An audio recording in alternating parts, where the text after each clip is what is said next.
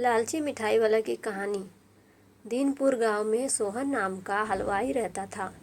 वह खूब बढ़िया और स्वादिष्ट मिठाइयाँ बनाने के लिए जाना जाता था। इसी वजह से उसकी दुकान पूरे गांव में मशहूर थी। पूरा गांव उसी के दुकान से मिठाई खरीदता था।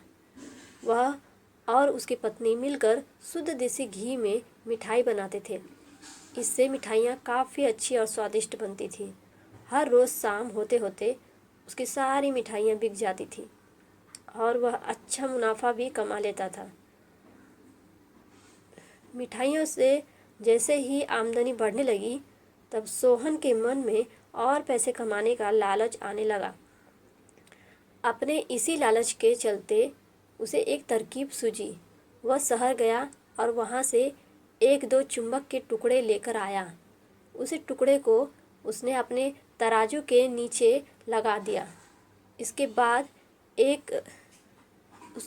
एक नया ग्राहक आया, जिसने सोहन के पास से 1 किलो जलेबी खरीदी। इस बार तराजू में चुंबक लगाने की वजह से सोहन को अधिक मुनाफा हुआ। उसने अपनी इसी तरकीब के बारे में अपनी पत्नी को भी बताया, लेकिन उसकी पत्नी को सोहन की ये चालाकी अच्छी नहीं लगी। उसने सोहन को समझाया कि उसे ग्राहकों के साथ में इस तरह की धोखेबाजी नहीं करनी चाहिए, लेकिन सोहन ने अपनी पत्नी की बात बिल्कुल भी नहीं सुनी। वो हर रोज़ तराजू के नीचे चुंबक लगाकर अपने ग्राहकों को धोखा देने लगा। इससे उसका मुनाफा बढ़कर कई गुना अधिक हो गया। इससे सोहन की काफ़ी खुशी हुई। एक दिन सोहन की दुकान पर रवि नाम का एक नया लड़का आया। उसने सोहन से 2 किलो जलेबी खरीदी।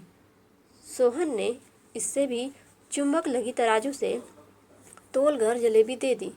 रवि ने जैसे ही जलेबी उठाई, उसे लगा कि जलेबी का वजन 2 किलो से कम है। उसने अपना शक दूर करने के लिए सोहन से दोबारा जलेबी को तोलने के लिए कहा। तो रवि की बात सुनकर सोहन चिढ़ गया। उसने कहा, मेरे पास इतना फालतू समय नहीं है कि मैं बार बार तुम्हारी जलेबी को तोलता रहूं। इतने कहकर उसने रवि को वहीं से जाने के लिए कह दिया। सोहन मिठाई वाले की बात सुनने के बाद रवि जलेबी लेकर वहां से चला गया। वह एक दूसरे दुकान पर गया और वहां की मिठाई वाले से अपनी जलेबी तोलने के लिए कहा। जब उसे दुकानदार ने जलेबी तौली तो जलेबी सिर्फ 1.5 किलो ही निकली। अब उसका शक यकीन में बदल गया था। उसे पता चल गया कि सोहन मिठाई वाले के तराजू में कुछ गड़बड़ है। अब उसने तराजू की गड़बड़ को सबके सामने लाने के लिए खुद एक तराजू खरीद लिया और उसे से जाकर सोहन मिठाई वाले के दुकान के पास ही रख दिया। फिर रवि अपने सभी गांव के लोगों को वहां पर इकट्ठा करने में लग गया। जैसे ही लोगों की भीड़ बढ़ने लगी तो उसने गांव के लोगों को कहा कि आज मैं आप सभी लोगों को एक जादू दिखाऊंगा। यह जादू देखने के लिए बस आप लोगों को सोहन मिठाई वाले के यहाँ से खरीदा गया सामान एक बार इस तराजू में तोलना होगा।